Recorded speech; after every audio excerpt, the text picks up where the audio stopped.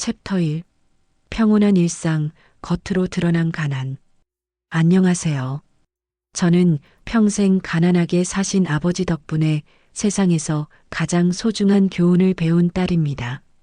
아버지는 제 기억으로 단 한 번도 새 옷을 사입지 않으셨고, 외식이라고는 제 생일 때 짜장면 한 그릇이 전부였습니다. 그런 아버지가 돌아가시고 유품을 정리하던 중, 저는 상상도 못한 비밀을 발견하게 되었어요. 만약 여러분의 부모님이 평생 가난하게 사셨는데 돌아가신 후 수억 원이 든 통장을 발견하게 된다면 어떤 기분이 드실까요? 오늘은 그 놀라운 이야기를 들려드리려고 합니다. 제 아버지 김정수는 동네에서 작은 구멍가게를 운영하시는 평범한 분이었습니다.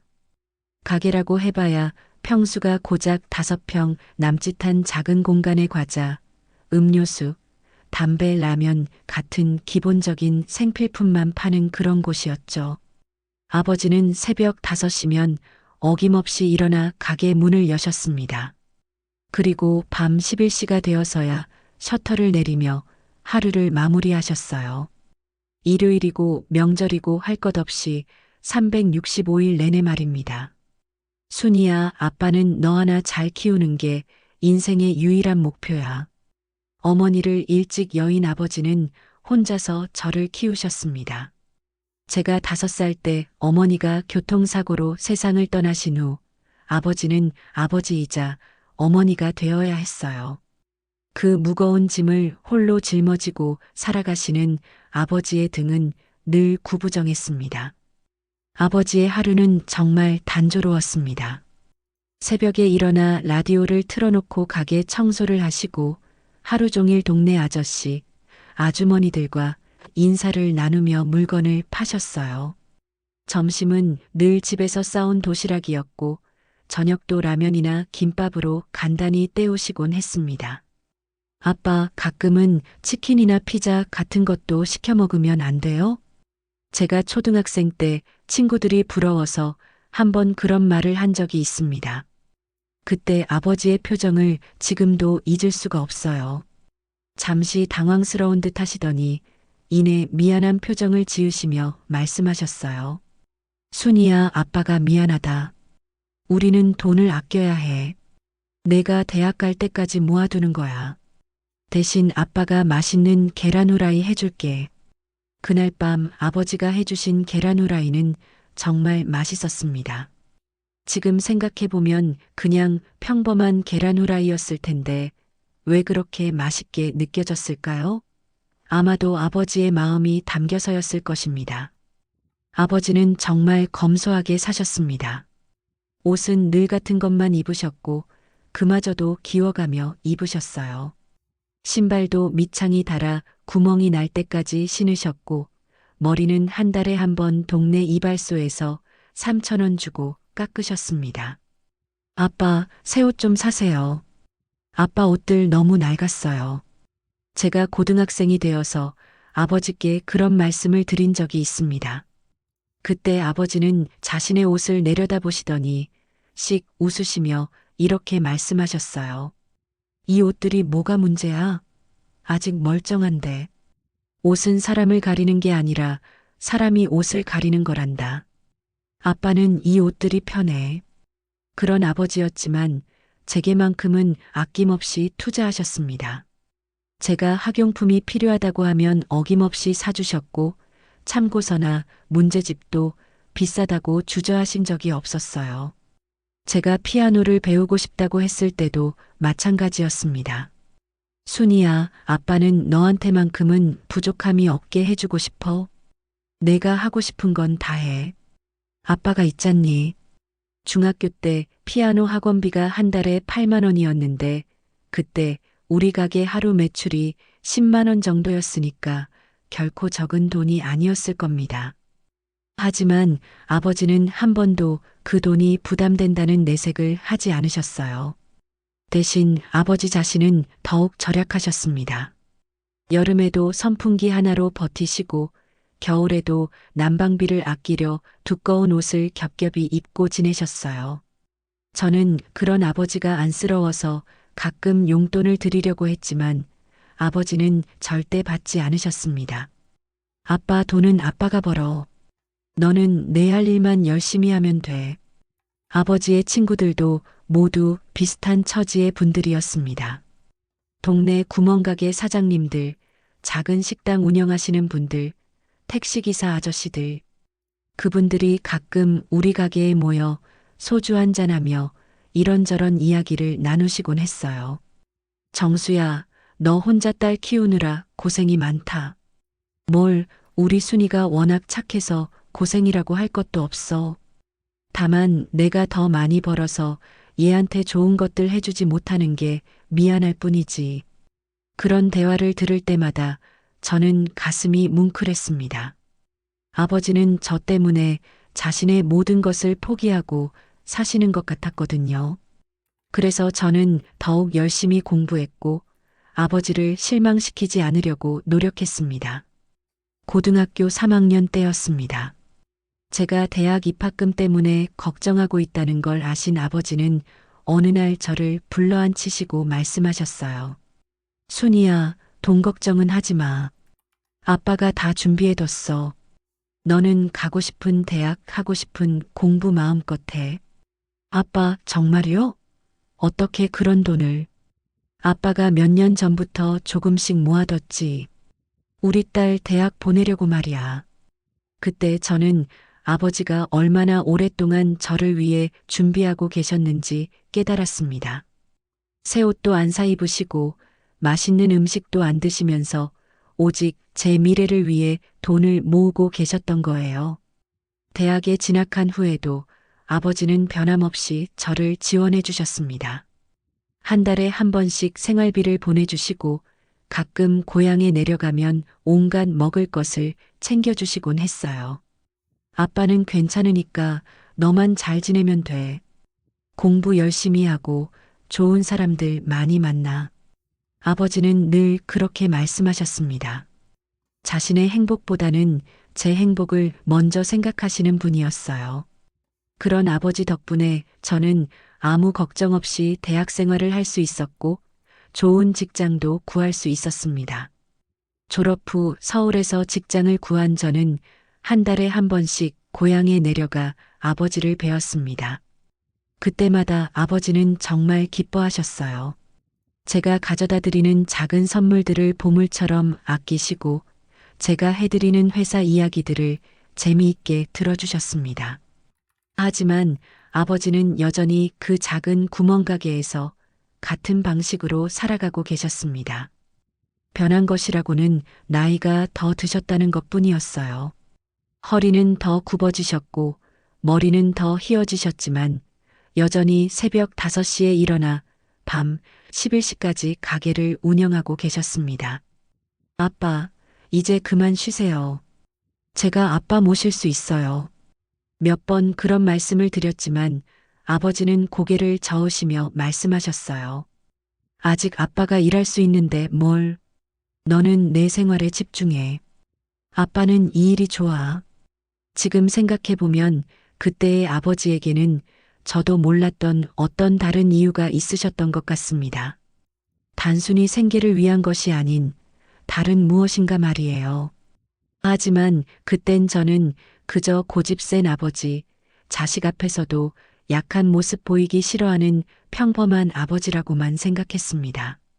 아버지가 그 작은 가게 뒤에 어떤 비밀을 숨기고 계셨는지는 전혀 알지 못했죠. 그 모든 진실은 아버지가 세상을 떠나신 후에야 밝혀지게 됩니다.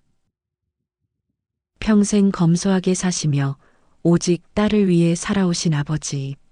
하지만 아버지에게는 제가 전혀 모르고 있던 또 다른 모습이 있었습니다. 매달 정해진 날이면 정장을 차려입고 어디론가 나가시는 아버지의 뒷모습에는 어떤 비밀이 숨어 있었을까요? 다음 이야기에서 계속하겠습니다. 챕터 2. 첫 번째 징조 이상한 신호들. 아버지의 평범해 보이던 일상 속에는 저도 모르는 작은 비밀들이 숨어 있었습니다. 처음에는 그저 사소한 습관이라고 생각했던 것들이 나중에 돌이켜보니 모두 중요한 단서였다는 걸 알게 되었어요. 지금부터 말씀드릴 이야기들을 들으시면서 여러분도 한번 추리해 보세요. 과연 아버지는 무엇을 숨기고 계셨을까요? 제가 대학교 2학년 때였습니다. 어느 날 고향에 내려갔는데 아버지의 모습이 조금 달라 보였어요. 평소와 다른 점이 하나 있었거든요. 아버지가 정장을 입고 계신 거였어요. 아빠, 어디 가세요? 왜 정장을 입으셨어요? 평생 낡은 작업복이나 평상복만 입으시던 아버지가 말끔한 정장을 차려입고 계신 모습이 너무 신기했습니다. 그것도 제가 본 적 없는 깔끔한 정장이었어요. 아, 잠깐 나갈 일이 있어서. 금방 올게. 아버지는 그렇게 말씀하시고는 서둘러 나가셨습니다. 그때만 해도 저는 대수롭지 않게 생각했어요. 아마 동사무소나 은행에 무슨 일로 가시는구나 싶었죠. 하지만 그 후로도 이상한 일들이 계속 있었습니다. 다음 달에 또 내려갔을 때도 아버지는 똑같은 정장을 입고 어디론가 나가셨어요. 이번에는 조금 더 자세히 관찰해 봤습니다. 아버지의 손에는 커다란 봉투 하나가 들려 있었거든요. 아빠, 그 봉투는 뭐예요? 아, 이거 그냥 서류 좀 들어있어. 아버지는 뭔가 당황하신 듯 봉투를 몸 뒤로 숨기셨어요. 그 모습이 너무 어색해서 저는 더욱 궁금해졌습니다. 아버지가 저에게 숨기실 일이 뭐가 있을까요? 언제쯤 오실 거예요? 두세 시간 정도 걸릴 것 같네. 순이야, 넌 집에서 쉬고 있어. 냉장고에 과일도 있고. 아버지는 그렇게 말씀하시고는 급하게 나가셨습니다. 평소 느긋하시던 아버지답지 않게 왠지 서두르시는 것 같았어요.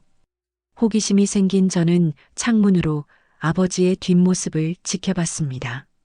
아버지는 평소와 다르게 당당한 걸음으로 걸어가고 계셨어요. 그 모습이 어딘지 낯설면서도 멋있어 보였습니다. 아버지가 돌아오신 건 정확히 3시간 후였습니다. 정장은 여전히 말끔했지만 표정은 조금 피곤해 보이셨어요. 하지만 이상하게도 기분은 좋아 보이셨습니다. 아빠, 어디 다녀오셨어요? 그냥 용무 좀 보고 왔어. 여전히 구체적인 답변은 해주지 않으셨어요. 하지만 아버지의 얼굴에는 뭔가 뿌듯한 표정이 어려 있었습니다.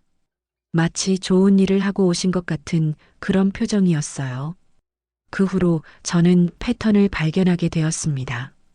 매달 셋째 주 토요일이면 아버지는 어김없이 그 정장을 입고 어디론가 나가시는 거였어요. 아빠, 매달 토요일마다 어디 가세요? 어느 날 직접 물어봤습니다. 너 언제부터 아빠 행동을 그렇게 자세히 관찰했니? 아버지는 웃으시며 제 머리를 쓰다듬어 주셨어요. 그냥 궁금해서요. 아빠가 정장 입고 나가시는 모습이 신기하거든요. 아빠도 가끔은 정장 입고 다닐 수 있지. 늘 작업복만 입고 있을 수는 없잖아. 그렇게 말씀하시면서도 아버지는 여전히 구체적인 설명은 해주지 않으셨어요. 마치 중요한 비밀이라도 있는 것처럼 말이죠. 더 이상한 건 아버지 방에 있는 책상 서랍이었습니다. 어느 날 아버지가 외출하신 사이에 방 청소를 해드리려고 들어갔는데 책상 위에 열쇠가 놓여 있는 걸 발견했어요. 평소에는 항상 잠겨있던 책상 서랍의 열쇠였습니다. 이번 기회에 한번 볼까? 순간 그런 생각이 들었어요. 하지만 바로 그때 아버지가 돌아오셨습니다. 순이야, 뭐하고 있니? 아, 아빠, 방 청소 좀 해드리려고요. 아버지는 급하게 책상으로 다가가셔서 열쇠를 집어드셨어요. 그리고는 서랍이 잘 잠겨 있나 확인까지 하셨습니다. 아빠 방 청소는 아빠가 할게. 넌 신경 쓰지 마. 평소 다정하던 아버지의 목소리에 처음으로 경계하는 기색이 느껴졌어요. 그 순간 저는 확신했습니다. 저 서랍 안에 뭔가 중요한 게 들어있다고 말이에요. 그 후로 아버지는 더욱 조심스러워지셨습니다. 매달 나가실 때도 저에게 미리 말씀을 안 하시고 제가 없는 틈을 타서 나가시곤 했어요. 하지만 저도 포기하지 않았습니다. 고향에 내려갈 때마다 아버지의 행동을 유심히 관찰했어요. 그러다 보니 더 많은 단서들을 발견할 수 있었습니다. 첫 번째로 발견한 것은 아버지의 달력이었어요. 매달 셋째 주 토요일에는 빨간 펜으로 동그라미 표시가 되어 있었거든요. 그 외에도 몇 개의 날짜에 작은 표시들이 있었는데 무슨 의미인지는 알 수 없었습니다.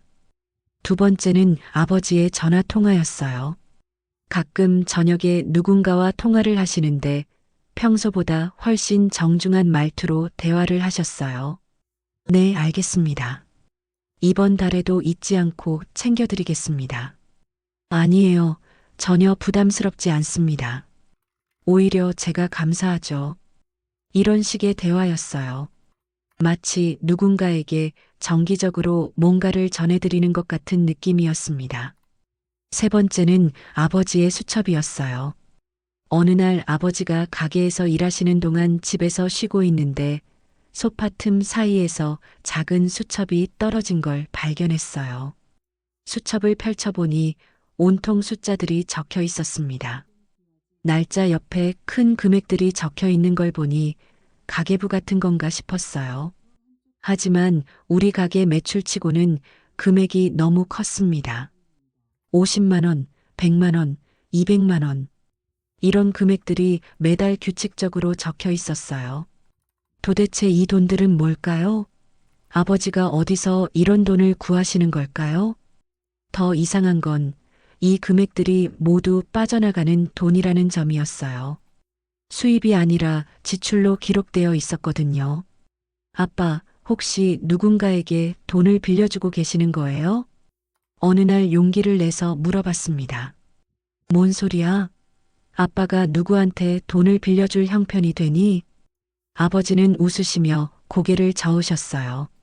하지만 그 웃음이 왠지 부자연스러웠습니다. 그럼 매달 나가시는 그 돈은 뭐예요? 순이야, 아빠한테도 아빠만의 일이 있는 거야. 나쁜 일은 아니니까 걱정 마. 결국 그날도 명확한 답변을 얻을 수는 없었어요. 하지만 아버지의 말투에서 이것이 단순한 일이 아니라는 걸 느낄 수 있었습니다. 시간이 흐를수록 저의 궁금증은 더욱 커져갔습니다. 대학교를 졸업하고 직장을 구한 후에도 고향에 내려갈 때마다 아버지의 비밀스러운 행동들을 관찰했어요. 그런데 이상한 건 아버지가 그 일을 하시고 나면 항상 기분이 좋아 보이신다는 점이었어요. 마치 마음 깊은 곳에서 우러나오는 만족감 같은 것이 느껴졌습니다. 아빠, 요즘 표정이 많이 밝아 보이세요. 그래, 우리 딸이 잘 커서 아빠가 기분이 좋은가 보다. 아버지는 그렇게 말씀하시면서도 뭔가 다른 이유가 있다는 듯한 미소를 지으셨어요. 그 모든 수수께끼는 아버지가 돌아가신 후에야 풀리게 됩니다. 하지만 그때까지 저는 아버지가 무엇을 하고 계셨는지 전혀 알 수 없었어요. 다만 한 가지 확실한 건 그것이 아버지에게 매우 중요하고 의미 있는 일이었다는 점입니다. 아버지의 눈빛에서 그걸 느낄 수 있었거든요. 마지막으로 기억에 남는 것은 아버지가 제게 하신 말씀이에요. 순이야, 아빠가 죽으면 책상 서랍은 절대 열지 마라.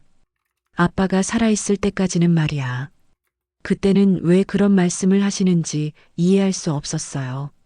하지만 지금 생각해보니 아버지는 이미 모든 것을 계획하고 계셨던 것 같습니다. 매달 정장을 입고 나가시는 아버지, 잠긴 서랍, 큰 금액들이 적힌 수첩. 이 모든 단서들이 무엇을 의미하는지 저는 그때까지도 알 수 없었습니다. 하지만 곧 더 큰 걱정이 찾아왔어요. 아버지의 건강에 이상이 생기기 시작한 것입니다. 과연 아버지에게 무슨 일이 일어났을까요? 챕터 3. 갈등 심화 아버지의 병과 고집. 아버지의 수상한 행동들이 계속되던 그 무렵 저에게는 더 큰 걱정거리가 생겼습니다. 평생 건강하기만 하시던 아버지가 자꾸 기침을 하시고 식욕도 잃어가시는 거였어요. 하지만 아버지는 병원에 가자는 제 말씀을 계속 미루시기만 했습니다.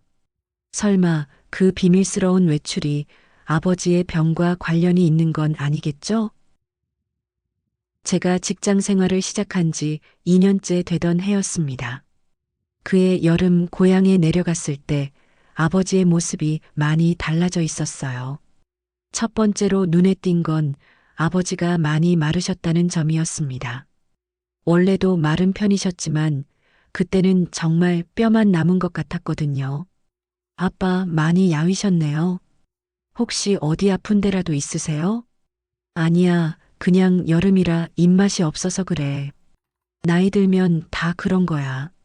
아버지는 대수롭지 않다는 듯 말씀하셨지만 제 눈에는 그게 아니었어요. 얼굴색도 좋지 않았고 기침도 자주 하셨거든요. 더 심각한 건 아버지가 가게 일을 하실 때의 모습이었습니다. 예전에는 하루 종일 서서 일하셔도 괜찮았는데 이제는 중간중간 의자에 앉아 쉬시는 모습을 자주 볼 수 있었어요. 아빠, 정말 괜찮으세요? 한번 병원에 가보시는 게 어때요? 병원은 뭘 병원을? 약국에서 종합감기약 사다 먹으면 돼.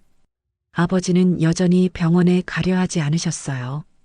하지만 저는 점점 불안해졌습니다.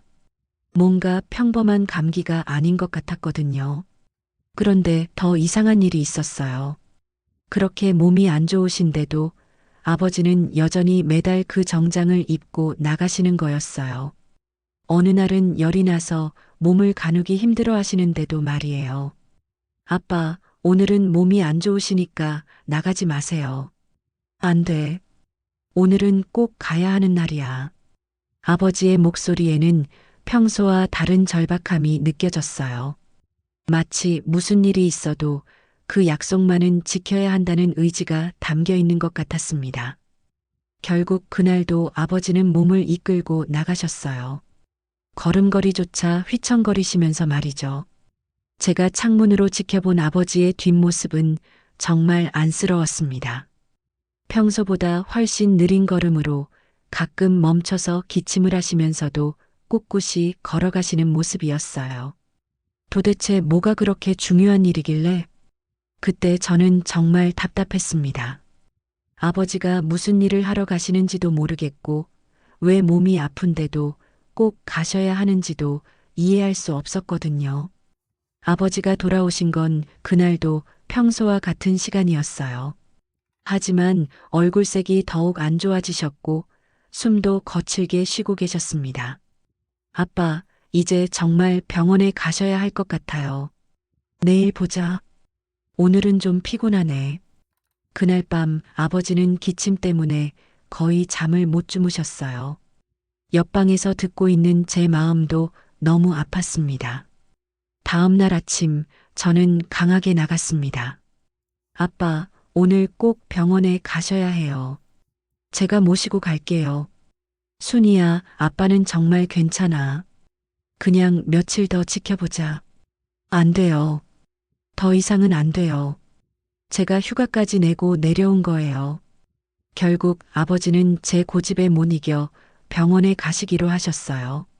하지만 동네 작은 의원이 아니라 큰 병원에 가자는 제 말씀은 끝까지 거부하셨습니다. 큰 병원은 돈만 많이 들어. 동네 병원에서 충분해. 동네 의원에서 진료를 받은 결과는 예상보다 심각했어요. 어르신 기침이 너무 오래되셨고 체중 감소도 심하네요. 큰 병원에서 정밀 검사를 받아보시는 게 좋겠습니다. 의사 선생님의 말씀을 듣고서도 아버지는 여전히 큰 병원에 가기를 거부하셨어요. 선생님, 그냥 약이나 좀 센 걸로 지어주세요. 며칠만 먹으면 나을 거예요. 집으로 돌아오는 길에 저는 아버지와 심각한 대화를 나눴습니다. 아빠, 왜 그렇게 큰 병원 가는 걸 싫어하세요? 돈이 많이 들잖니. 우리가 그런 큰 병원에서 치료받을 형편이 어디 되니?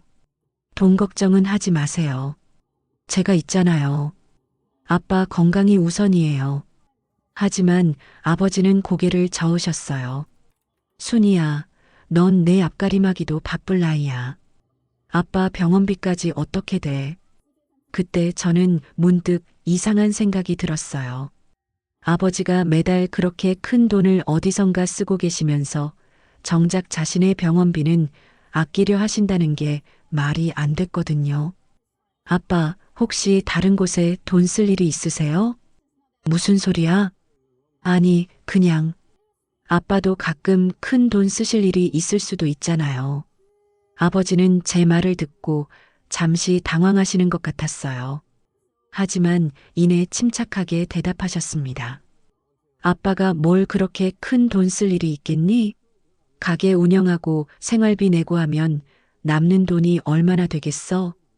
여전히 진실을 말씀해 주지는 않으셨어요. 하지만 저는 포기하지 않았습니다. 며칠 후 아버지가 또 그 정장을 입고 나가시려는 걸 발견했어요. 이번에는 정말 막아서려 했습니다. 아빠 몸이 이런데 어디를 가시려고 해요? 순이야, 아빠가 어른이야, 어린이야? 아빠 일에 간섭하지 마. 평소에 온화하시던 아버지가 처음으로 저에게 화를 내셨어요. 그 모습을 보고 저는 깜짝 놀랐습니다. 아빠, 미안하다.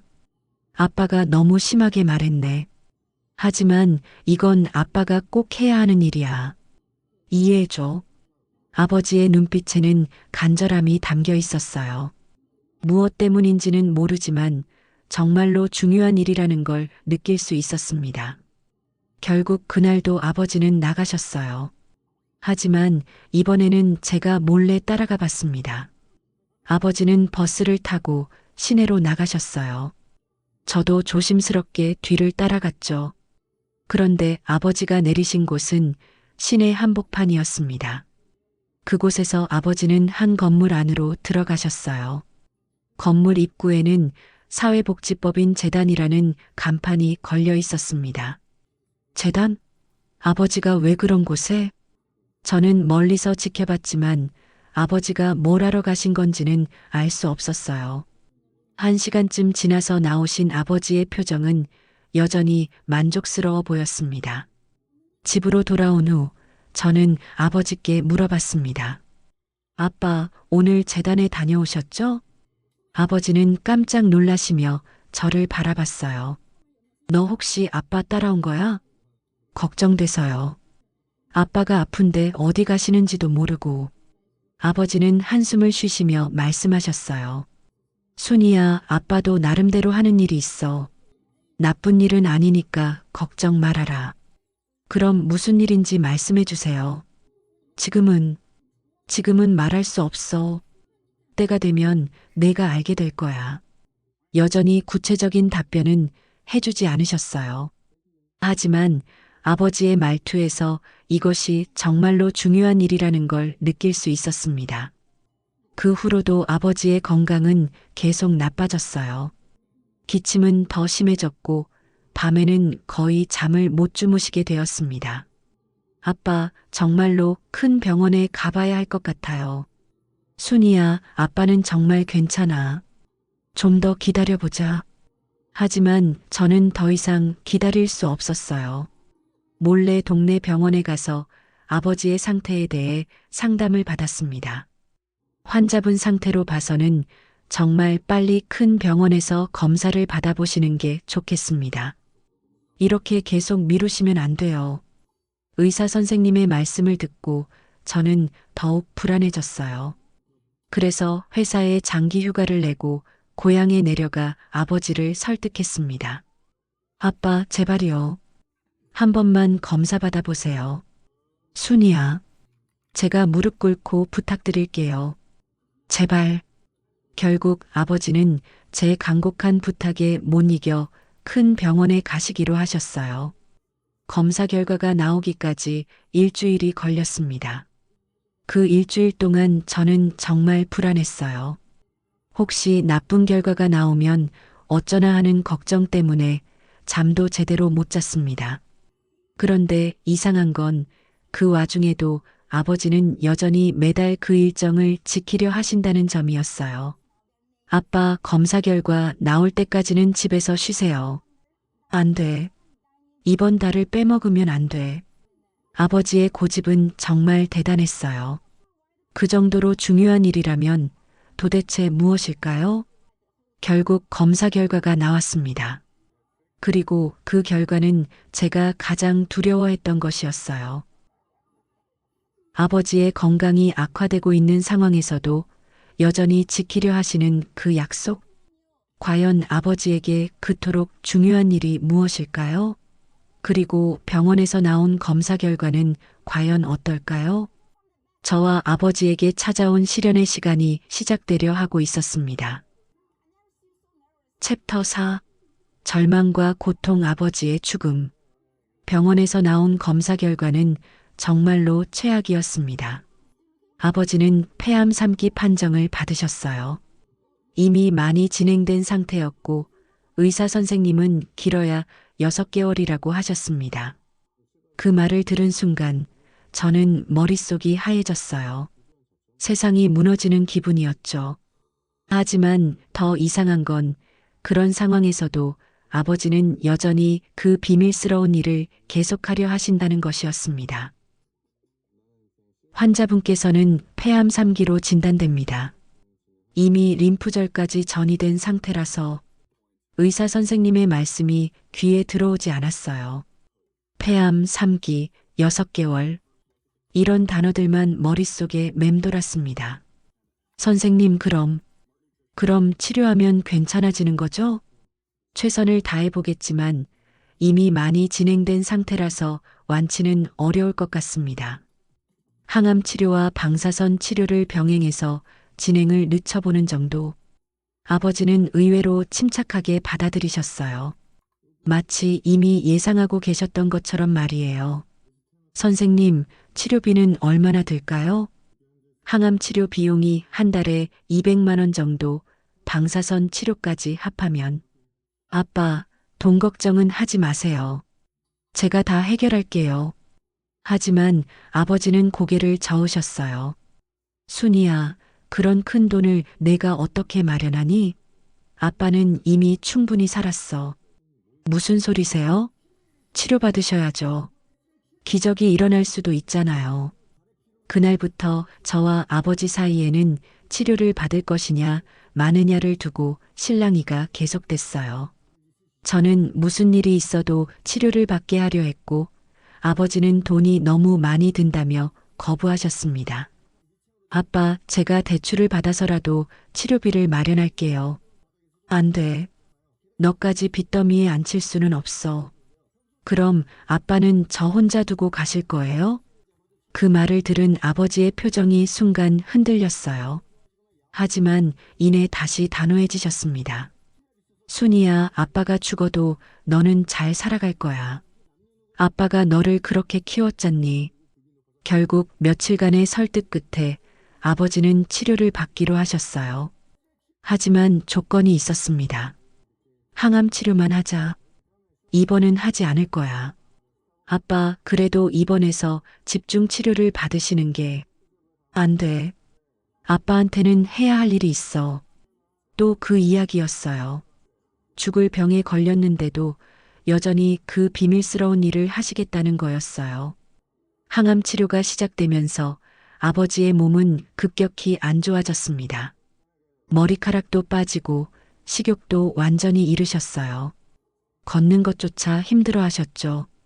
하지만 그런 상황에서도 아버지는 매달 그 약속만은 꼭 지키려 하셨어요. 아빠, 몸이 이런데 어떻게 나가려고 해요? 괜찮아. 택시 타고 가면 돼. 안 돼요. 오늘은 안 돼요. 순이야, 제발 이해해줘. 아빠가 지금 안 가면 큰일 나는 사람들이 있어. 그 말을 듣고 저는 깜짝 놀랐어요. 아버지의 일이 다른 사람들과 관련된 일이라는 걸 처음 알게 됐거든요. 무슨 사람들이요? 아빠가 무슨 일을 하신다는 거예요? 지금은 말할 수 없어. 하지만 정말 중요한 일이야. 결국 그날도 아버지는 택시를 타고 나가셨어요. 휠체어까지 준비해 드렸는데도 굳이 걸어서 나가시겠다고 하시더라고요. 저는 정말 답답했어요. 아버지가 무슨 일을 하시는지도 모르겠고 왜 그렇게까지 고집을 부리시는지도 이해할 수 없었거든요. 그런데 그날 아버지가 돌아오신 후 평소와는 다른 모습을 보이셨어요. 유난히 만족스러워 보이셨거든요. 아빠, 오늘 무슨 좋은 일 있으셨어요? 응, 정말 좋은 일이 있었지. 우리 순이도 언젠가는 이런 기분을 느껴봤으면 좋겠는데. 무슨 기분이요? 다른 사람을 도와줄 수 있다는 기분 말이야. 그 말을 듣고 저는 뭔가 깨달은 것 같았어요. 아버지의 일이 다른 사람을 돕는 일과 관련이 있다는 걸 말이에요. 시간이 흘러갈수록 아버지의 상태는 더욱 나빠졌습니다. 항암 치료 부작용으로 온몸이 붓고 거의 하루 종일 누워 지내셔야 했어요. 그런데도 여전히 그 약속만은 지키려 하셨습니다. 아빠, 이제 정말 못 가세요. 몸이 이런데 어떡해. 순이야, 아빠 대신 내가 갔다 와줄 수 있을까? 네, 제가요? 응, 이 봉투를 가지고 시내에 있는 재단에 갔다 와줘. 김 원장님께 드리면 돼. 드디어 아버지가 구체적인 이야기를 해주셨어요. 하지만 여전히 그 봉투 안에 뭐가 들었는지, 왜 가져다 드려야 하는지는 말씀해 주지 않으셨습니다. 아빠, 이 봉투 안에 뭐가 들었어요? 그냥 중요한 거야. 김 원장님이 기다리고 계실 거야. 저는 아버지의 부탁대로 그 재단에 갔어요. 김 원장님이라는 분을 만났는데 60대 정도의 자상하게 생긴 분이었습니다. 정수 씨가 안 오시고 따님이 오셨네요? 네, 아버지가 몸이 안 좋으셔서 제가 대신 왔어요. 아, 그러셨군요. 많이 걱정되시죠? 김 원장님은 마치 아버지를 오래전부터 알고 계신 것 같았어요. 그리고 봉투를 받아보시더니 감사하다는 말씀을 여러 번 하셨습니다. 따님, 아버님께 정말 감사하다고 전해주세요. 아버님 덕분에 우리가 얼마나 많은 도움을 받고 있는지. 네, 무슨 도움이요? 김 원장님은 잠시 망설이시더니 말씀하셨어요. 아버님이 안 말씀하셨나요? 아, 그럼 제가 말씀드리면 안 되겠네요. 아니에요. 말씀해 주세요. 저는 아버지가 무슨 일을 하시는지 전혀 모르겠어요. 그럼 간단히만 말씀드릴게요. 아버님은 우리 재단의 큰 후원자이세요. 매달 빠짐없이 도움을 주고 계시거든요. 그 말을 듣고 저는 깜짝 놀랐어요. 아버지가 후원자라니? 그런 여유가 어디 있다고? 후원이요? 아버지가요? 네, 벌써 몇 년째 도와주고 계세요. 정말 고마운 분이시죠. 집에 돌아와서 아버지께 물어봤어요. 아빠, 제가 재단에 다녀왔어요. 김 원장님 만나고 왔니? 네, 아버지가 후원을 하고 계시다고 하시던데. 정말이에요? 아버지는 잠시 침묵하시더니 고개를 끄덕이셨어요. 응, 맞아. 아빠, 우리가 그럴 형편이 되나요? 순이야, 가난해도 남을 도울 수는 있는 거야. 아빠가 조금씩 모아서 그제야 저는 이해할 수 있었어요. 아버지가 그토록 검소하게 사신 이유, 새 옷도 안 사입고 맛있는 음식도 안 드신 이유를 말이에요. 모든 것이 다른 사람을 돕기 위해서였던 거예요. 아빠, 그럼 평생 그렇게. 응, 아빠도 어려웠던 시절이 있었거든. 그때 도움받은 게 있어서. 하지만 아버지의 상태는 계속 악화됐어요. 항암 치료 효과도 별로 없었고 의사 선생님도 더 이상 할 수 있는 게 없다고 하셨습니다. 가족들과 마지막 시간을 보내시는 게 좋겠습니다.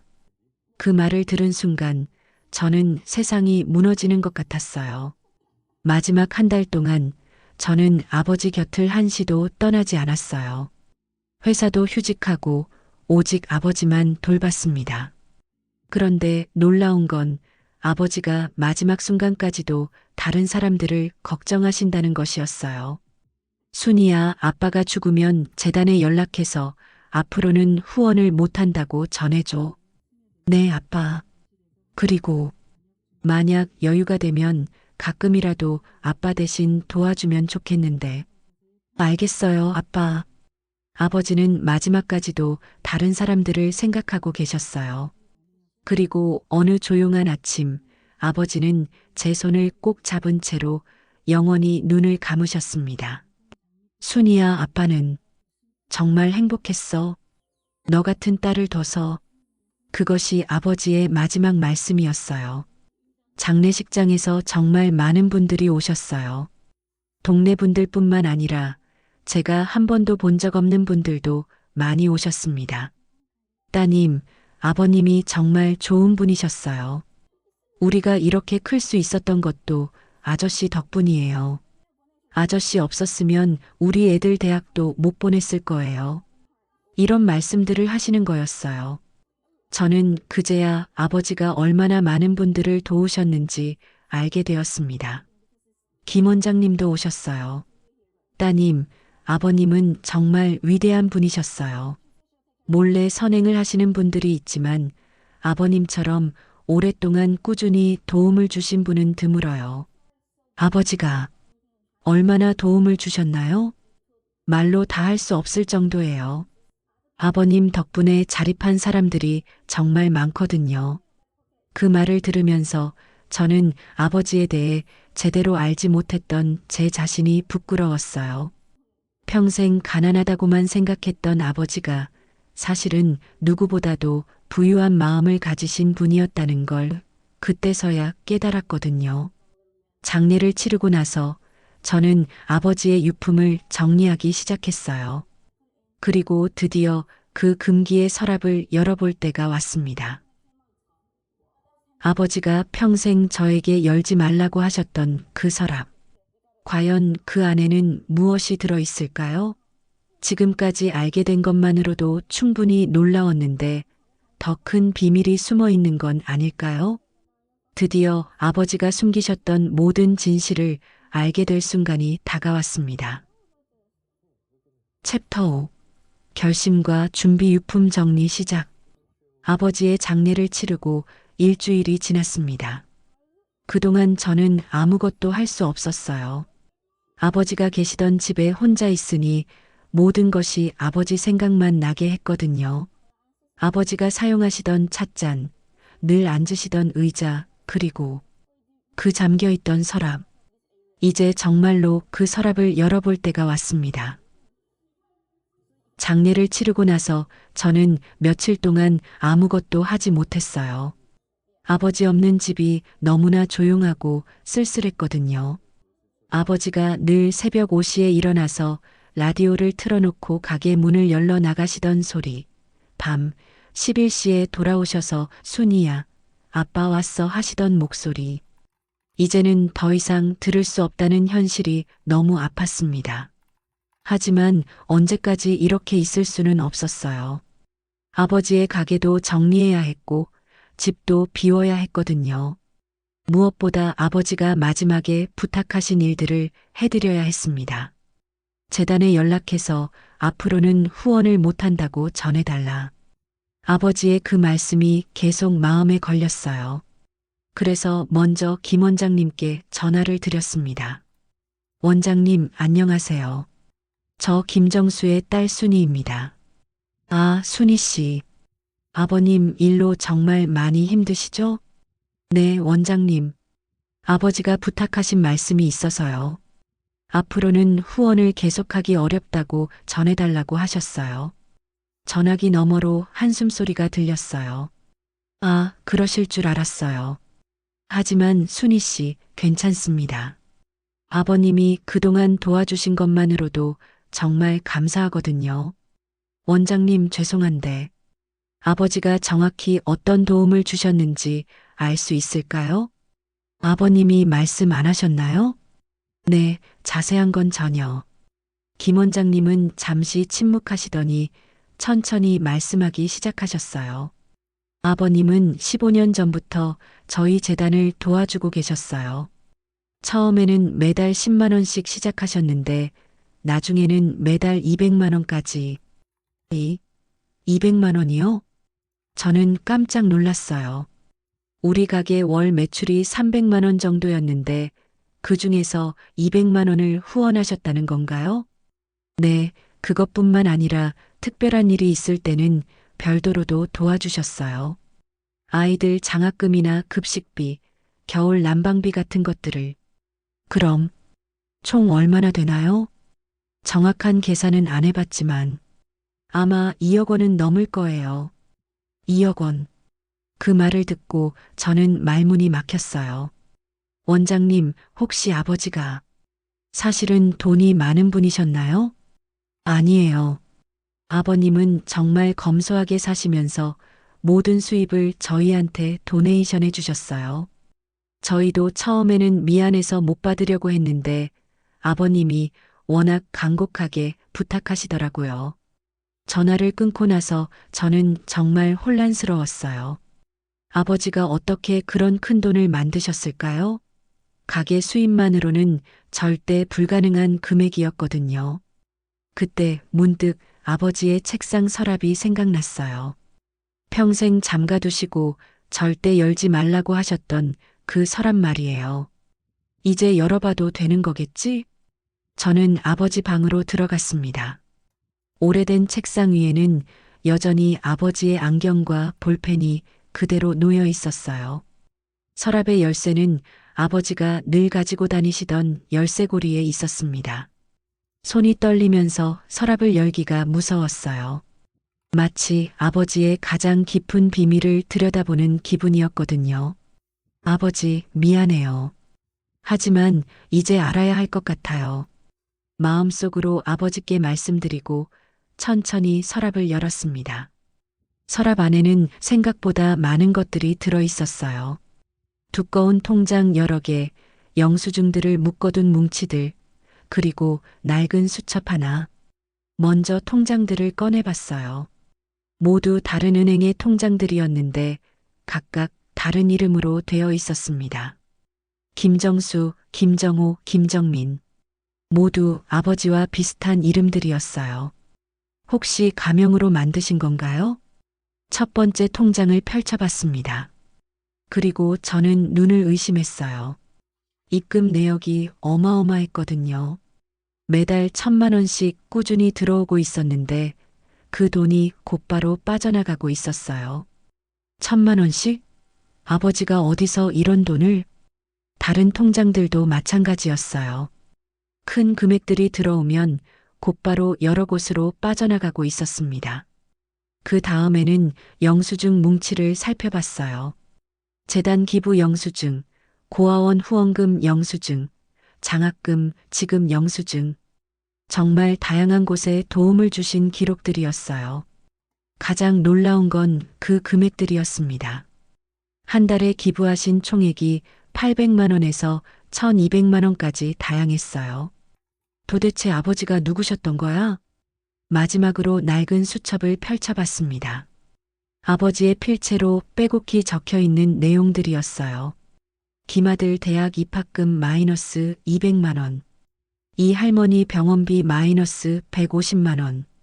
박내 집 전세금 마이너스 500만 원. 동네 독거노인분들 생활비 마이너스 매달 50만 원. 수첩에는 이런 식으로 누구에게 얼마를 도와드렸는지가 자세히 기록되어 있었어요. 그리고 각 항목마다 아버지의 짧은 메모가 있었습니다. 이번에도 도움이 되었으면 좋겠다. 건강하게 잘 지내기를 바란다. 열심히 공부해서 좋은 사람이 되기를. 아버지의 따뜻한 마음이 고스란히 느껴지는 내용들이었어요. 하지만 여전히 가장 큰 의문은 해결되지 않았습니다. 아버지가 도대체 어떻게 이런 큰 돈을 버시게 된 걸까요? 그때 수첩 마지막 페이지에서 중요한 단서를 발견했어요. 건설 주식 배당금 마이너스 매월 1,200만 원. 건설 회사 주식? 아버지가 주식을 가지고 계셨나요? 더 자세히 살펴보니 그 뒤에 작은 글씨로 이런 내용이 적혀 있었어요. 1985년 IMF 때 헐값에 산 건설 주식이 이렇게 큰 돈이 될 줄이야. 어려울 때 도와준 김 사장님 덕분이다. 이 돈으로 더 많은 사람들을 도와야지. 그제야 조금씩 이해가 되기 시작했어요. 아버지가 어려웠던 시절에 누군가의 도움으로 주식을 사게 되었고, 그것이 나중에 큰 수익을 가져다 준 것 같았어요. 하지만 수첩을 더 읽어보니 더 놀라운 사실을 알게 되었습니다. 나도 어려웠던 시절이 있었다.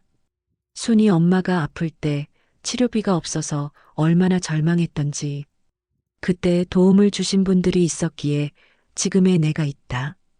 이제 내가 다른 사람들을 도울 차례다. 아버지에게도 도움이 필요했던 시절이 있었구나. 그리고 그때의 고마움을 평생 잊지 않고 다른 사람들에게 베풀어 오신 거구나. 수첩 한 구석에는 이런 글도 있었어요. 순이에게는 말하지 말자. 이 아이가 부담스러워할까봐. 그냥 평범한 아버지로 기억되고 싶다. 하지만 언젠가는 이 아이도 남을 도울 줄 아는 사람이 되었으면 좋겠다. 그 글을 읽는 순간 눈물이 왈칵 쏟아졌어요. 아버지는 저에게 부담을 주지 않으려고 평생 그 비밀을 지키셨던 거예요. 그러면서도 저 역시 남을 도울 줄 아는 사람으로 자라기를 바라셨던 거고요. 아버지, 제가 정말 몰랐어요. 저는 그 자리에서 한참을 울었습니다. 아버지에 대해 제대로 알지도 못했던 저 자신이 부끄럽기도 했고, 동시에 이렇게 훌륭한 아버지의 딸이라는 것이 자랑스럽기도 했어요. 그런데 서랍 맨 아래쪽에서 또 다른 봉투를 발견했습니다. 봉투 겉면에는 순이에게라고 아버지의 글씨로 적혀 있었어요. 아버지가 제게 남겨주신 마지막 봉투. 과연 그 안에는 무엇이 들어있을까요? 지금까지 발견한 것들만으로도 충분히 놀라웠는데 아버지가 마지막으로 전하고 싶어 하신 말씀이 뭐였을까요? 그 봉투를 열어보는 순간 저는 아버지의 진짜 마음을 알게 될 것 같았습니다. 챕터 6. 진실 발견 돈의 행방 추적. 손이 떨리면서 봉투를 열었습니다. 순이에게라고 적혀 있던 그 봉투 안에는 아버지의 손편지와 함께 또 다른 통장, 그리고 몇 장의 사진이 들어 있었어요. 편지를 펼쳐보는 순간 저는 아버지의 진짜 이야기를 알게 되었습니다. 봉투 안에서 가장 먼저 꺼낸 건 아버지의 편지였어요. 아버지 특유의 정성스럽고 반듯한 글씨로 쓰여져 있었습니다. 사랑하는 내 딸 순이에게. 그 첫 문장을 보는 순간부터 눈물이 나기 시작했어요. 이 편지를 읽고 있다는 것은 아빠가 이미 세상을 떠났다는 뜻이겠구나. 미안하다, 순이야. 아빠가 너에게 숨긴 것들이 너무 많았다. 아빠는 평생 너에게 거짓말을 했어. 우리가 가난하다고 돈이 없다고 말했지만 사실은 그게 아니었단다. 너를 낳기 전 아빠에게는 정말 어려운 시절이 있었어. 내 엄마가 큰 병에 걸렸을 때 치료비를 마련할 수 없어서 절망했던 적이 있었지. 그때 한 분이 도움을 주셨는데 그분이 바로 건설의 김 회장님이셨다. 김 회장님은 아빠에게 돈을 빌려주시면서 이런 말씀을 하셨어.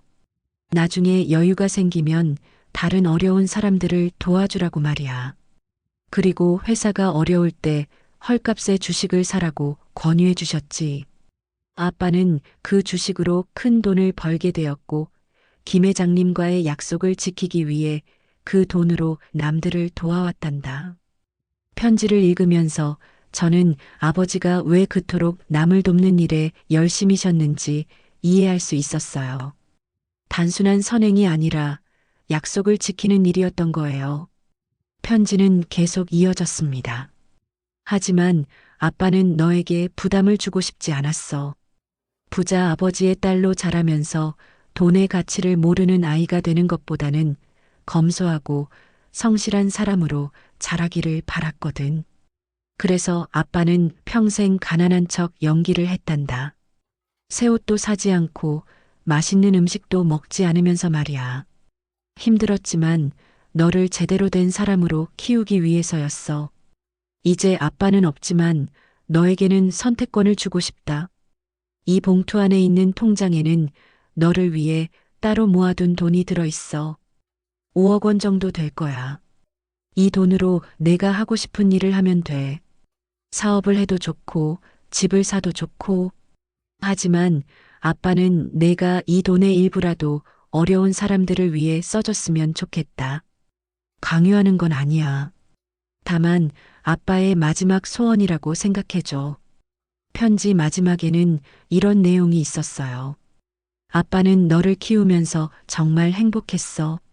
내가 착하고 성실하게 자라준 것이 아빠에겐 최고의 보답이었단다.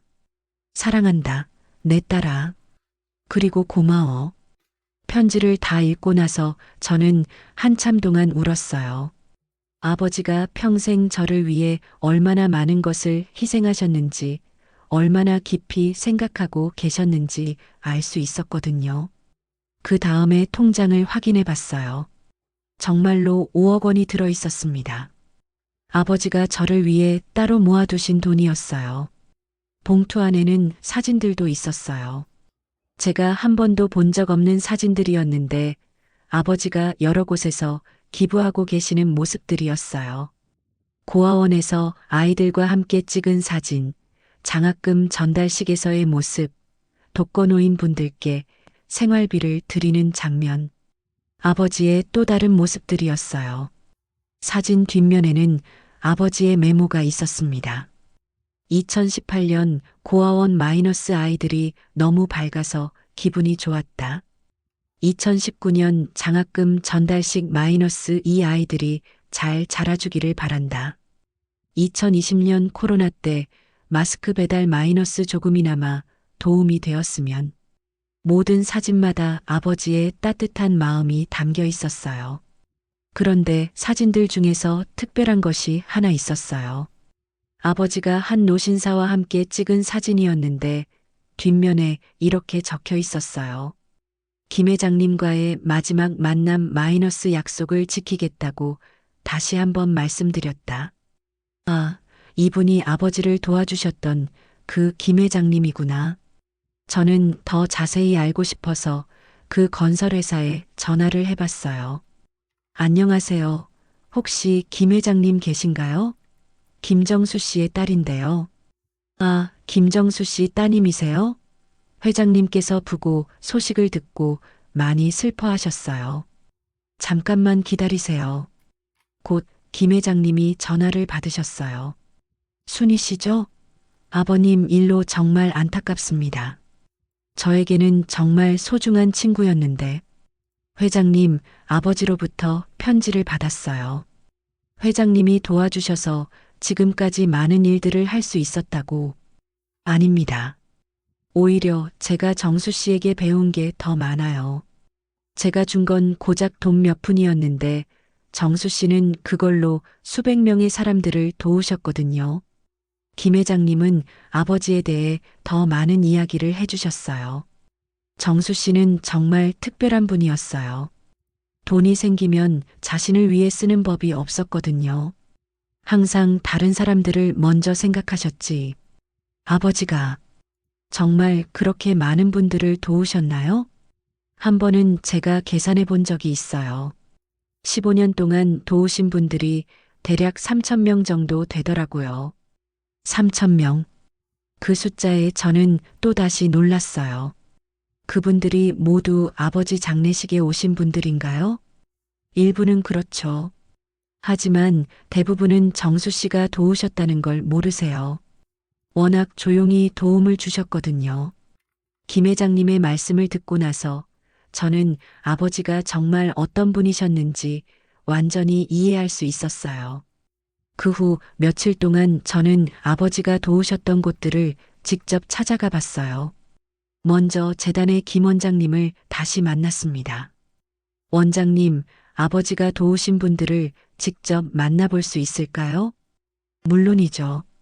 사실 많은 분들이 아버님께 감사 인사를 드리고 싶어 하셨거든요. 그렇게 해서 저는 아버지의 진짜 모습을 보게 되었어요.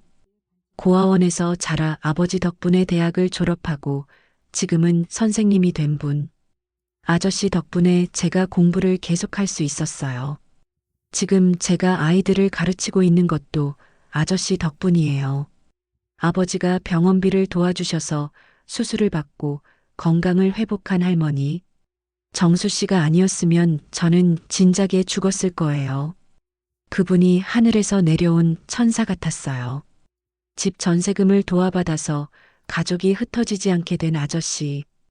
우리 식구들이 뿔뿔이 헤어질 뻔했는데 정수 씨가 도와주셔서 다시 한 집에서 살 수 있게 됐어요. 이런 분들을 만날 때마다 저는 아버지에 대한 자랑스러움이 커져갔어요. 어느 날은 한 젊은 의사분을 만났어요. 저는 의과대학 다닐 때 아저씨가 장학금을 주셨어요. 그때 아저씨가 하신 말씀이 있어요. 나중에 의사가 되면 가난한 사람들도 잘 치료해달라고 하셨거든요. 그래서 어떻게 하셨어요? 지금 무료 진료소에서 일하고 있어요. 아저씨와의 약속을 지키려고요. 아버지의 도움이 이렇게 선순환을 만들어내고 있다는 것을 알고 저는 정말 감동했어요. 마지막으로 찾아간 곳은 요양원이었어요. 아버지가 정기적으로 후원하셨던 곳이었죠. 정수 씨는 정말 특별한 분이셨어요. 원장님이 말씀하셨어요. 후원금을 주실 때마다 할아버지, 할머니들 한 분 한 분과 이야기를 나누셨거든요. 돈만 주고 가는 게 아니라 진짜 가족처럼 돌봐주셨어요. 그래서 어르신들이 아버지를 많이 좋아하셨나요? 좋아하시는 정도가 아니었어요. 정수 씨가 오시는 날이면 며칠 전부터 기다리셨거든요. 원장님은 저를 한 할머니께 데려가 주셨어요. 할머니, 정수 씨 따님이 오셨어요. 할머니는 제 손을 꼭 잡으시며 말씀하셨어요. 아이고, 정수 씨 딸이구나. 내 아버지가 정말 좋은 사람이었어. 우리한테 아들처럼 잘해줬단다. 할아버지들, 할머니들도 아버지를 많이 좋아하셨나요? 좋아하다니. 우리 모두가 정수 씨를 아들처럼 생각했지. 그 사람이 와서 우리하고 이야기하고 같이 밥 먹고 돈만 주고 가는 게 아니라 진짜 우리를 가족처럼 대해줬거든. 할머니의 말씀을 듣고 저는 아버지가 단순히 돈을 기부하신 게 아니라 진짜 마음으로 사람들을 사랑하셨다는 걸 알 수 있었어요. 그렇게 여러 곳을 다니면서 아버지의 진짜 모습을 알게 된 저는 큰 결심을 하게 되었습니다. 아버지가 15년 동안 3천 명의 사람들을 도우셨다는 것을 알게 되었습니다. 그리고 그 모든 분들이 아버지를 진짜 가족처럼 생각하고 계셨다는 것도요. 이제 저는 아버지가 남겨주신 5억 원으로 무엇을 해야 할지 확실히 알 것 같았습니다. 과연 제가 내린 결심은 무엇이었을까요? 챕터 7. 최후의 심판 숨겨진 진실. 아버지의 진짜 모습을 알게 된 저는 큰 결심을 했습니다. 아버지가 남겨주신 5억 원을 혼자만 가지고 있을 수는 없었어요. 아버지의 뜻을 이어받아 더 많은 사람들을 도와야겠다고 생각했죠. 하지만 그때 저는 아직 몰랐어요. 아버지에게는 제가 상상도 못했던 더 큰 비밀이 하나 더 있었다는 걸 말이에요. 아버지의 진짜 모습을 알고 난 후 저는 회사에 사표를 냈어요. 그리고 아버지의 일을 이어받기로 결심했습니다. 5억 원으로 더 많은 사람들을 도와야겠어. 아버지처럼. 먼저 김 원장님께 전화를 드렸어요. 원장님, 저도 아버지처럼 후원을 계속하고 싶어요. 정말요? 하지만 부담스러우시면. 아니에요. 아버지가 남겨주신 돈이 있어요. 그걸로 계속 도움을 주고 싶어요. 김 원장님은 정말 기뻐하셨어요. 아버님이 하늘에서 얼마나 기뻐하실까요? 그렇게 해서 저는 아버지의 후원 활동을 이어받기 시작했어요. 매달 재단에 200만 원씩 기부하고 고아원과 요양원도 정기적으로 방문했습니다. 처음에는 어색했어요. 아버지처럼 자연스럽게 사람들과 대화하는 것도 쉽지 않았고요. 아가씨가 정수 씨 딸이구나. 아버지 많이 닮았네. 요양원 할머니들이 그렇게 말씀해 주실 때면 정말 뿌듯했어요. 아버지처럼 잘할 수 있을지 모르겠어요. 괜찮다, 마음만 있으면 돼. 내 아버지도 처음엔 어색했거든. 그런 격려 덕분에 점점 적응해 나갈 수 있었어요. 하지만 한 달 정도 지나니까 고민이 생겼어요. 5억 원이라는 돈이 많아 보이지만 아버지처럼 여러 곳을 도우려면 2-3년이면 바닥날 것 같았거든요. 아버지는 15년 동안 어떻게 계속하셨을까? 그때 문득 아버지의 주식이 생각났어요. 수첩에 적혀 있던 건설 주식 말이에요. 혹시 아버지 주식이 아직 남아 있을까? 저는 아버지가 거래하시던 증권회사에 가봤어요. 김정수 씨 관련해서 문의드리려고 하는데요. 아, 김정수 고객님이세요? 부고 소식 들었습니다. 상속 관련 업무시겠죠? 네, 아버지가 가지고 계셨던 주식이 있는지 확인하고 싶어서요. 직원분이 컴퓨터를 확인해 보시더니 놀라는 표정을 지으셨어요. 이게 맞나요? 김정수님이 가지고 계신 건설 주식이. 네, 뭔가 문제라도 있나요? 아니요, 문제가 있는 건 아니고. 주식 가치가 현재 시세로 약 30억 원 정도 되는데요. 30억 원이요? 저는 깜짝 놀랐어요. 아버지가 그렇게 많은 주식을 가지고 계셨다니. 네, 그리고 매달 배당금도 꾸준히 나오고 있고요. 월 평균 1,200만 원 정도. 이제야 이해가 됐어요. 아버지가 어떻게 15년 동안 그렇게 많은 기부를 하실 수 있었는지 말이에요. 그럼 이 주식들도 상속받을 수 있는 건가요? 네, 상속 절차를 밟으시면 됩니다. 집에 돌아와서 저는 정말 많은 생각을 했어요. 30억 원이라는 돈, 그리고 매달 1,200만 원의 배당금. 이런 큰 돈을 어떻게 사용해야 할까요? 며칠 고민하다가 김 회장님께 전화를 드렸어요. 회장님, 아버지 주식을 상속받게 되었는데 조언을 구하고 싶어요. 그러셨군요. 한번 만나서 이야기해 볼까요? 김 회장님을 만나서 상황을 설명드렸어요. 아버지처럼 기부를 계속하고 싶은데 이렇게 큰 돈을 혼자 관리하기가 부담스러워요. 김 회장님은 잠시 생각하시더니 말씀하셨어요. 순희 씨, 혹시 재단을 만드는 건 어떨까요? 재단요? 네, 아버님의 이름으로 재단을 만들어서 체계적으로 도움이 필요한 분들을 지원하는 거예요. 그 말을 듣고 저는 눈이 번쩍 뜨였어요. 그렇게 하면 더 많은 분들을 체계적으로 도울 수 있겠네요. 맞아요. 그리고 순희 씨 혼자 하는 것보다 여러 전문가들과 함께하면 더 효과적이고요. 김 회장님의 조언에 따라 저는 김정수 선행재단을 설립하기로 했어요. 재단 설립 과정에서 김 회장님이 정말 많은 도움을 주셨어요. 법무팀도 소개해 주시고 재단 운영에 필요한 노하우도 알려주셨고요.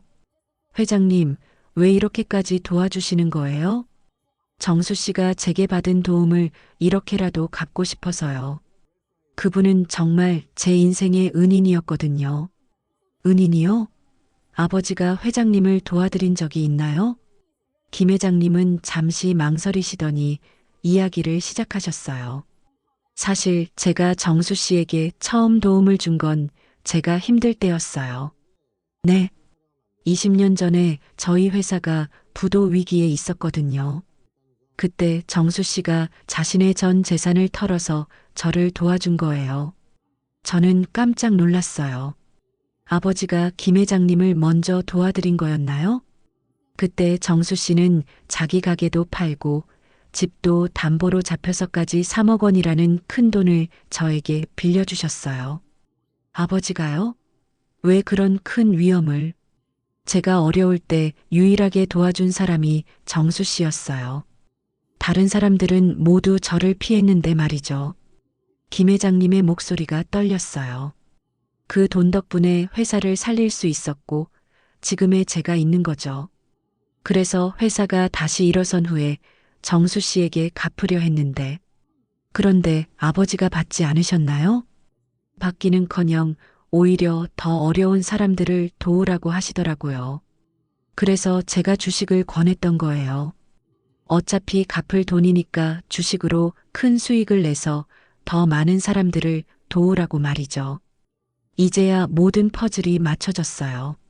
아버지는 남을 도와주고도 그 보답을 거절하신 거였어요. 대신 그 돈으로 더 많은 사람들을 도우라고 하신 거고요. 그럼 아버지는 회장님을 도와드리고도 아무 대가를 받지 않으신 거네요. 그렇죠. 정말 대단한 분이었어요. 그래서 제가 정수 씨를 평생 은인으로 생각하는 거예요. 김 회장님의 이야기를 듣고 저는 아버지에 대한 존경심이 더욱 커졌어요. 돈을 빌려줄 때도 갚겠다는 걸 거절할 때도 모든 게 다른 사람들을 위한 마음이었던 거예요. 회장님, 그럼 제가 재단을 만드는 것도 아버지의 뜻을 이어받는 일이겠네요. 맞아요. 정수 씨가 하늘에서 정말 기뻐하실 거예요. 그렇게 해서 김정수 선행재단이 설립되었어요. 30억 원의 주식을 재단에 기부하고 매달 나오는 배당금으로 더 많은 분들을 체계적으로 도울 수 있게 되었습니다. 재단 설립 기념식 날 정말 많은 분들이 와주셨어요. 아버지가 도우셨던 분들은 물론이고 김 회장님, 김 원장님, 그리고 앞으로 함께 일하게 될 직원들까지. 아버지, 제가 잘하고 있는 거 맞죠? 마음속으로 아버지께 물어봤어요. 그때 한 할머니가 제게 다가오셨어요. 아가씨, 내 아버지가 정말 자랑스러워할 거야. 너도 아버지만큼 착한 사람이 됐구나. 그 말을 들으니 정말 뿌듯했어요. 아버지의 뜻을 제대로 이어받고 있다는 확신이 들었거든요. 이렇게 해서 아버지의 진짜 이야기가 모두 밝혀졌어요. 남을 도와주고도 대가를 거절하고 받은 도움은 더 큰 도움으로 갚으신 아버지. 그리고 그 모든 것을 딸에게는 비밀로 하신 채 평범한 가게 사장으로만 기억되고 싶어 하셨던 아버지. 이제 마지막으로 재단을 통해 아버지의 사랑이 어떻게 이어지고 있는지 말씀드리겠습니다. 챕터 8. 통쾌한 결말 아버지의 진짜 유산. 김정수 선행재단이 설립된 지 벌써 3년이 흘렀습니다. 그동안 재단을 통해 정말 많은 분들을 도울 수 있었어요. 아버지가 하셨던 것보다 훨씬 체계적이고 광범위하게 말이에요. 하지만 무엇보다 소중한 것은 아버지의 정신이 저를 통해서뿐만 아니라 우리 사회 곳곳으로 퍼져나가고 있다는 점입니다. 오늘은 재단 설립 3주년 기념 행사가 있는 날이에요. 아버지가 생전에 도우셨던 분들, 그리고 재단을 통해 새롭게 도움을 받은 분들까지 모두 한자리에 모였습니다. 행사장에는 아버지의 사진이 크게 걸려 있었어요. 평생 사진 찍는 걸 싫어하셨던 아버지인데 다행히 재단에서 기부하실 때 찍은 사진이 하나 있었거든요. 순희 씨, 정말 많은 분들이 와주셨네요. 김 원장님이 말씀하셨어요. 행사장이 가득 찰 정도로 많은 분들이 참석해 주셨습니다. 네, 저도 놀랐어요. 이렇게 많은 분들이. 사실 저는 예상보다 훨씬 많은 분들이 오신 것을 보고 깜짝 놀랐어요. 아버지가 도우셨던 분들뿐만 아니라 그분들이 데려온 가족들, 그리고 재단 소식을 듣고 관심을 가져주신 분들까지. 행사가 시작되자 김 회장님이 먼저 인사 말씀을 해주셨어요. 김정수님은 제게 인생의 의미를 알려주신 분입니다. 성공이라는 것이 얼마나 많이 가지는 것이 아니라 얼마나 많이 나누는 것인지를 보여주셨죠. 그 다음에는 아버지가 도우셨던 분들이 하나씩 나와서 이야기를 해주셨어요. 첫 번째로 나오신 분은 현재 병원 원장님이 되신 분이었어요. 저는 20년 전 의과대학 학비가 없어서 포기하려 했을 때 아저씨가 도와주셨어요. 그때 아저씨가 하신 말씀이 있습니다. 나중에 의사가 되면 가난한 사람들도 차별하지 말고 잘 치료해달라고 하셨거든요. 원장님은 잠시 목이 메이시더니 계속 말씀하셨어요. 지금 저는 무료 진료소를 운영하고 있습니다. 그리고 매년 의과대학 학생들에게 장학금을 주고 있어요. 아저씨가 저에게 해주신 것처럼 말이죠. 두 번째로 나온 분은 현재 초등학교 교장 선생님이 되신 분이었어요. 저는 고아원에서 자랐는데 아저씨가 매달 후원해 주신 덕분에 공부를 계속할 수 있었어요. 지금은 제가 교장이 되어서 어려운 아이들을 돕고 있습니다. 그리고 매년 고아원 아이들을 학교로 초청해서 특별 프로그램도 진행하고 있어요. 세 번째로 나온 분은 작은 식당을 운영하고 계신 아주머니였어요. 저희 남편이 사업에 실패해서 집까지 잃을 뻔했을 때 아저씨가 전세금을 도와주셨어요. 그 덕분에 식구들이 흩어지지 않을 수 있었죠. 지금은 작지만 식당을 운영하면서 혼자 사는 어르신들께는 무료로 식사를 대접하고 있어요. 이런 식으로 총 10분이 나와서 이야기를 해주셨어요. 모두 아버지의 도움을 받아서 다시 일어선 분들이었고 지금은 각자의 위치에서 다른 사람들을 돕고 계시는 분들이었어요. 그 이야기들을 들으면서 저는 깨달았어요. 아버지가 남기신 진짜 유산은 돈이 아니라 바로 이런 것이구나. 도움을 받은 사람들이 다시 다른 사람들을 도우면서 만들어지는 선한 영향력 말이에요. 마지막으로 제가 나가서 인사말을 했어요. 안녕하세요. 김정수의 딸 순이입니다. 행사장에 박수가 터졌어요. 3년 전 아버지가 돌아가시고 유품을 정리하면서 저는 제가 아버지에 대해 정말 아무것도 모르고 있었다는 걸 알게 되었어요. 저는 지난 3년 동안의 이야기를 간단히 들려드렸어요. 서랍에서 발견한 통장들, 아버지가 도우셨던 분들과의 만남, 그리고 재단을 설립하게 된 과정까지. 아버지는 평생 제게 검소함과 성실함을 가르쳐 주셨어요. 하지만 그것보다 더 중요한 걸 가르쳐 주셨다는 걸 이제야 알게 되었습니다. 그건 바로 나눔의 기쁨이에요. 진정한 행복은 많이 가지는 것이 아니라 많이 나누는 데서 온다는 것을 아버지가 몸소 보여주셨습니다. 저는 잠시 아버지 사진을 바라보았어요. 아버지, 제가 이제야 알겠어요. 아버지가 왜 그렇게 행복해 보이셨는지를. 새 옷도 안 사입고 맛있는 음식도 안 드시면서도 왜 항상 만족스러워 보이셨는지를. 행사장이 조용해졌어요. 모든 분들이 제 이야기에 집중하고 계셨습니다. 지난 3년 동안 재단을 운영하면서 저도 그 기쁨을 조금씩 알게 되었어요. 어려운 분들에게 도움을 드릴 때마다, 그분들이 다시 웃을 수 있게 될 때마다 정말 큰 행복을 느꼈거든요. 그리고 무엇보다 놀라운 건 오늘 여기 계신 분들처럼 도움을 받은 분들이 다시 다른 사람들을 돕고 계시다는 점이에요.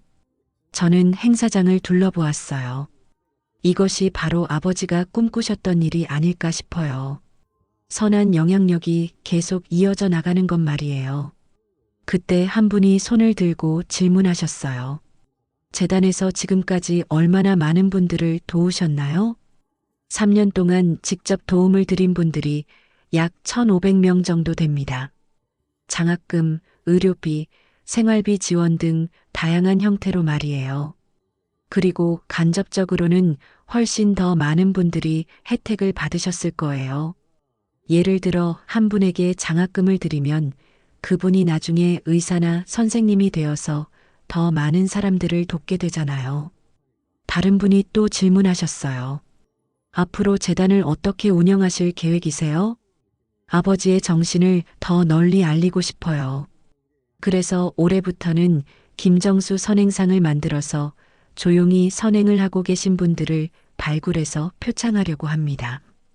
그리고 청소년들을 대상으로 한 나눔 교육 프로그램도 시작할 예정이에요. 어린 나이부터 나눔의 소중함을 알게 해주고 싶거든요. 행사가 끝나고 나서 많은 분들이 저에게 와서 인사를 해주셨어요. 순희 씨, 아버님이 정말 자랑스러워 하실 거예요. 저희도 작은 힘이나마 재단 일을 도와드리고 싶어요. 우리 아이들에게도 이런 이야기를 들려주고 싶어요. 이런 말씀들을 들으면서 저는 정말 뿌듯했어요. 아버지의 정신이 이렇게 많은 분들의 마음에 전해지고 있다는 걸 느낄 수 있었거든요.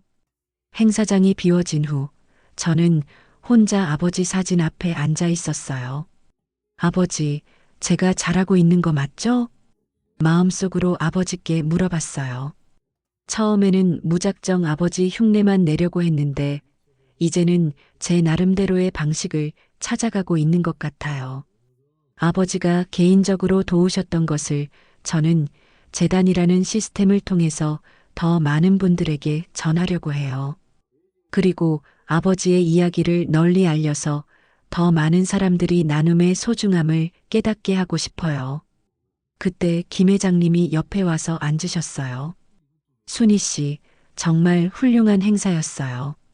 정수 씨가 보시면 정말 기뻐하실 거예요. 감사해요, 회장님. 회장님 도움이 없었으면 여기까지 올 수 없었을 거예요. 아니에요. 이 모든 건 순희 씨가 해낸 일이에요. 정수 씨의 피가 흐르고 있다는 걸 정말 느낄 수 있어요. 집에 돌아와서 저는 아버지 방에 들어갔어요. 지금은 제가 사무실로 쓰고 있는 방이지만 아직도 아버지의 흔적들이 그대로 남아 있어요. 책상 위에는 아버지가 쓰시던 안경과 볼펜, 그리고 새로 추가된 재단 관련 서류들이 놓여 있었어요. 서랍을 열어보니 아버지의 수첩이 아직 그대로 있었어요. 마지막 페이지를 펼쳐보니 제가 적어둔 글이 있었습니다. 2024년 12월 마이너스 김정수 선행 재단 설립 3주년. 도움받은 분들 1,500명. 재단을 통해 나눔에 참여하게 된 분들 200명 이상. 아버지의 정신을 이어받겠다고 다짐한 분들 셀 수 없이 많음. 그리고 그 아래에 이렇게 적었어요. 아버지, 저는 이제 알겠어요. 아버지가 제게 남겨주신 진짜 유산이 뭔지를. 그건 돈이 아니라 사랑이었어요.